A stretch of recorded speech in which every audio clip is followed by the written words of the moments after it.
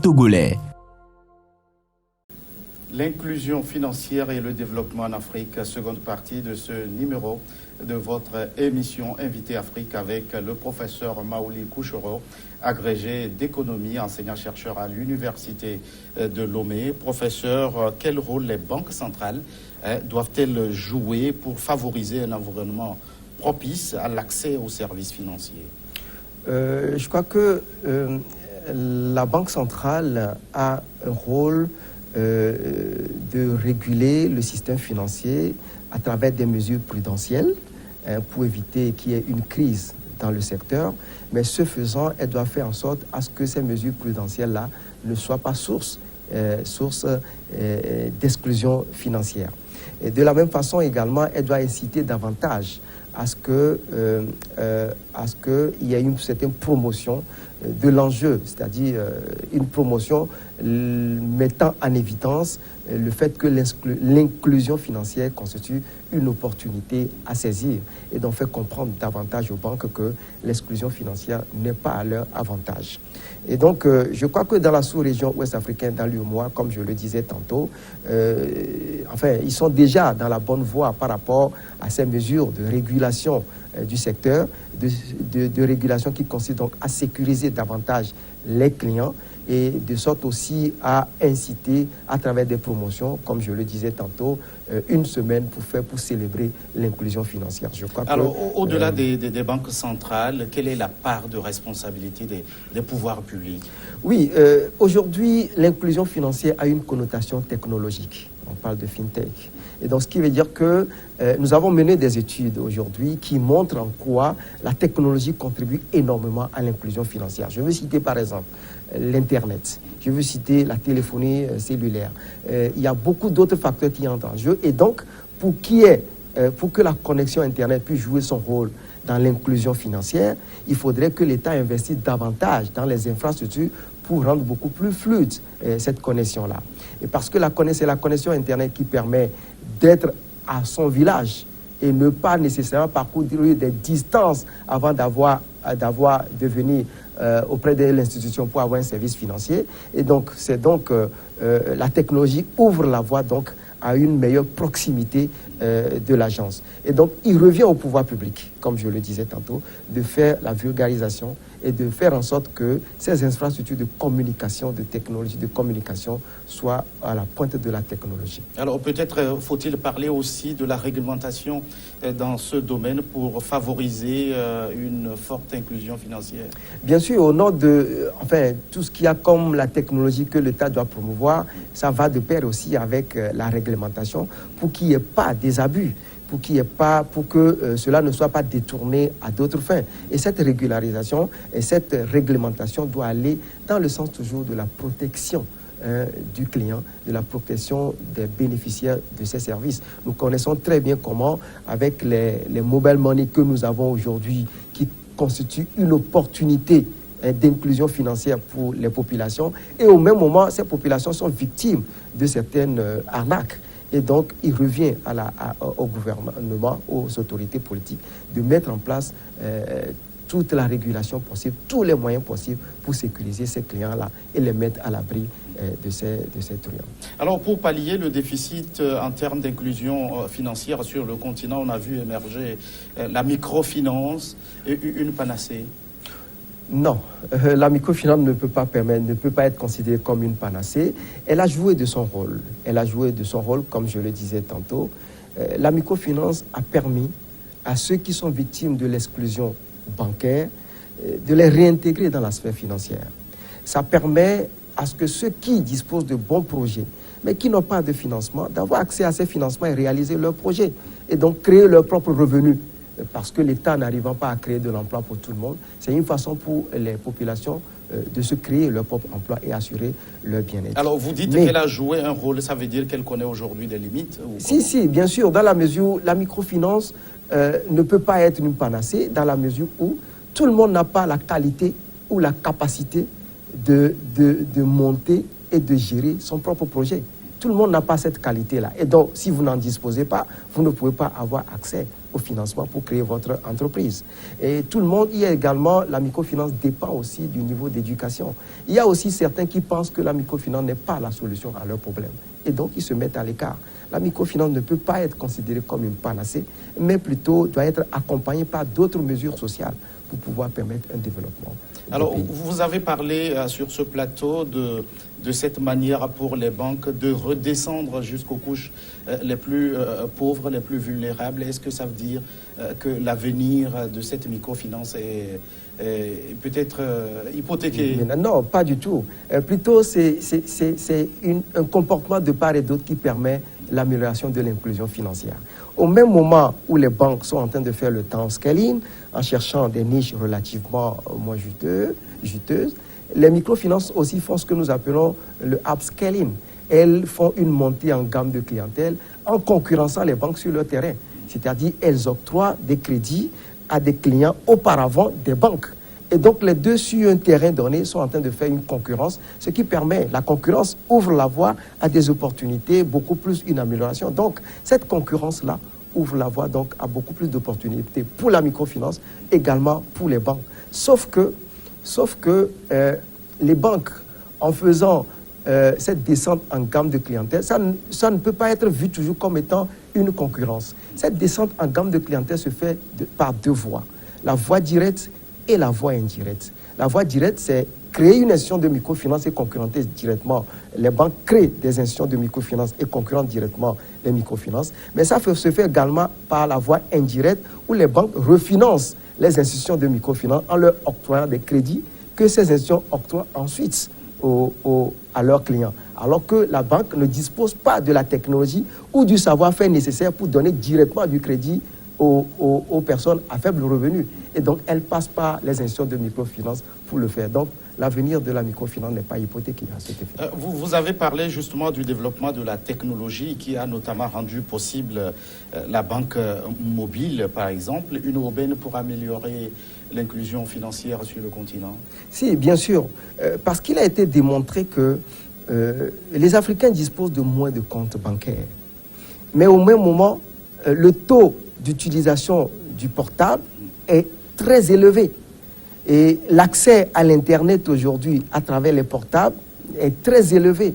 Et donc, si on peut octroyer des services financiers via la téléphonie mobile, via l'Internet sur la téléphonie mobile, il va de soi qu'on puisse toucher ces gens-là qui disposent aujourd'hui de cette technologie. Et donc, la technologie constitue pour l'Afrique aujourd'hui, où les banques n'ont pas nécessairement les moyens pour implanter leurs agences dans les différentes localités, mais en investissant davantage dans la technologie, ça permet de toucher directement les clients.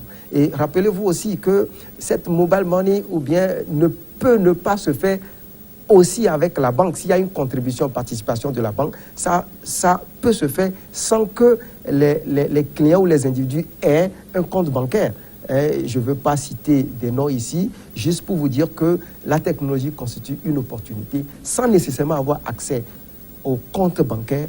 Vous pouvez, à travers la technologie, avoir accès aux différents services financiers. Comment on peut expliquer cette révolution, on peut l'appeler peut-être comme ça, cette révolution numérique sur le continent qui favorise notamment le mobile money, les mobile banking et autres? Oui, moi je comprends ça comme étant un modèle propre à l'Afrique. C'est une façon, vous savez, si nous parlons des institutions qu'on définit comme, en citant un auteur, des règles mises en place pour gérer les interactions humaines, nous avons les institutions formelles et les institutions informelles. Les informelles ne sont très souvent pas connues. C'est ce qui fait que quand vous prenez un projet dans un pays donné, vous ne pouvez pas les plaquer exactement dans un autre pays du fait des institutions informelles. Donc nous avons nos réalités et on doit adapter le processus du développement à nos réalités. On ne peut pas tout le temps chercher à copier exactement tout ce qui se passe en Occident, les plaquer. C'est comme on dit à un moment donné, celui qui a permis médiatisation de la microfinance qui dit dire qu'on ne peut pas octroyer de crédit aux pauvres, c'est dire que l'homme ne peut pas voler parce qu'il n'a pas des ailes. Donc, ce qui veut dire que si vous saviez comment trouver le modèle approprié au milieu, vous êtes en mesure d'avoir le développement qu'il faut. Donc, je pense que l'Afrique est en train de montrer le signal que sa voie vers le développement doit être propre à elle et non une voie nécessairement qui passe par la trajectoire qu'avaient passé les Occidentaux. Et sur le continent, il y a quand même une région qui attire beaucoup l'attention. C'est le cas du Kenya, et selon des études, les services financiers ont augmenté dans ce pays. Comment on peut expliquer les réalités dans ces pays? Oui, ça démontre le besoin énorme des services financiers dans ces pays-là, et que ce n'est pas l'offre. L'offre ne s'adapte pas à cette demande-là. L'offre ne s'adapte au modèle qu'il faut. Et donc, dès lors qu'on a trouvé le modèle approprié, la mayonnaise a pris tout de suite. Nous avons également, si vous citez que le Kenya, écoutez, nos pays de l'Afrique de l'Ouest suivent également le même pas. Même si au Togo, il y a de cela 3 ans ou 4 ans ou 5 ans, cette forme de technologie dans l'inclusion financière était très marginale. Aujourd'hui, le Togo connaît un grand essor en matière d'adoption. Comme nous le disons, vous disiez tout à l'heure, quels sont les facteurs microéconomiques qui freinent l'inclusion financière, et nous disons que c'est des facteurs qui portent préjudice à l'adoption de ce nouveau modèle-là, au nombre desquels nous citons donc l'éducation, nous avons mené une étude, j'ai constitué une équipe composée de moi, un Togolais, d'autres Togolais qui se trouvent en France et au Canada. Nous avons mené une étude sur ça, sur les facteurs qui amènent à l'adoption de cette technologie-là. Nous avons trouvé de très bons résultats publiés dans une revue actuellement, et qui montrent en quoi le fait d'être instruit, l'âge, le fait d'avoir un emploi ou pas, celui qui a un emploi ou pas peut influencer l'adoption de la technologie. Donc il y a plusieurs facteurs en jeu qui entrent donc. Et pour conclure, je peux dire que c'est une façon de dire que c'est le modèle approprié qui s'adapte le mieux à l'Afrique en matière d'inclusion financière. Est-ce que ce modèle connaît aussi des limites? Bien entendu, ce modèle connaîtra certainement des limites dans la mesure où l'étude dont je parlais tout à l'heure a intégré également le facteur confiance. Confiance en la technologie qu'on est en train d'utiliser. Et donc, ce n'est pas tout le monde. Nous avons utilisé un modèle qui utilise ce qu'on appelle une adoption suivant un processus. Et le dernier processus, c'est la confiance que les gens vont avoir à la technologie. Et cette confiance-là, je crois que d'abord, il faut que, vous avez parlé de la régulation, il faut que les autorités régulent donc le système de sorte à faire en sorte que les gens aient confiance à cette technologie. Parce que si vous avez de l'argent dans votre mobile et qu'à tout moment, vous pouvez être victime de quelque chose qui vous prive de ça, ça ne met pas les gens en confiance pour pouvoir l'utiliser. Et donc, il y a nécessité pour que les autorités mettent en place toute la réglementation possible pour que les gens aient confiance. La confiance constitue donc une des limites à l'utilisation de cette technologie. Est-ce qu'au niveau de la sécurité financière, il y a des risques qu'on doit craindre? Le risque dans quel sens? Au niveau du développement de ces mobile money et mobile banking. Bien sûr, les risques dont je parlais tout à l'heure, où je ne veux pas les citer ici, où à tout moment, vous pouvez avoir un appel, vous demander de composer des trucs et tout de suite, l'argent que vous avez sur votre compte est viré sur un autre compte. Donc, c'est des risques liés à la sécurisation de l'épargne dont disposent les gens à l'intérieur, sur leur mobile. Et donc, c'est en cela que je trouve qu'il est important de mettre en place tout ce qu'il faut pour dissuader ces pratiques qui amènent les gens à être réticents dans l'utilisation de cette technologie. Lorsque vous regardez la réalité dans votre pays, le Togo, est-ce que vous avez le sentiment que la technologie a quand même permis d'améliorer un peu l'inclusion financière? Si, bien sûr, bien sûr. Il est vrai qu'en termes de technologie, le Togo ne peut pas être cité en tant que tel comme une référence, mais cette technologie, à l'étape actuelle, a quand même permis une certaine inclusion financière. Je veux citer simplement le fait d'avoir les banques. Il y a de cela 10 ans ou 15 ans, toutes les banques étaient concentrées dans le demi-cercle de Lomé, vers la plage. Mais aujourd'hui, vous avez ces banques-là qui sont un peu implantées, mais même si elles ne sont pas présentes, elles ont des guichets de distribution un peu partout, avec les cartes électroniques. Aujourd'hui, nous avons aussi le mobile banking, où vous avez votre système bancaire déjà sur votre téléphone, où vous pouvez avoir accès à vos comptes, vous pouvez faire des transferts juste à partir de votre téléphone, même dans un village. Maintenant, il faut que le village soit couvert d'Internet et autres là. Donc, il faut quand même reconnaître que, à proportion gardée, que la technologie telle que ça se présente aujourd'hui au Togo a permis à améliorer l'inclusion financière, mais cela le serait encore davantage si la technologie est à la pointe. Au niveau politique, l'État togolais, à travers la réalisation du PND, le Plan national de développement, envisage notamment de favoriser l'accès des populations aux services financiers de base. Comment gagner ce pari dans le monde rural notamment? Oui, je crois qu'il nous faut davantage des investissements. Il faut investir parce que parfois on a l'impression que pour l'autorité, lorsqu'on investit aujourd'hui, on doit récolter les fruits dès aujourd'hui ou le lendemain. Quand vous investissez, vous devez attendre peut-être à récolter les fruits dans 10 ans, dans 20 ans. Il faut qu'on ait cette idée de long terme. Et éviter donc de dire il faut croire que c'est un ensemble comptable. Non. Je crois que le défi est de penser à un long terme davantage que d'être dans le court terme. Et donc, il faut oser investir dans cette technologie parce que cette technologie crée ce que nous appelons, cette technologie crée de l'innovation. Et cette innovation est appelée de la destruction créatrice. C'est-à-dire ça crée, ça détruit parfois certaines activités, mais ça en crée davantage dans d'autres. Et ça permet la croissance économique. Je veux citer donc un théoricien à la sorte, Schumpeter, qui a démontré que l'innovation à travers la technologie constitue une opportunité pour assurer la croissance économique et partant le développement.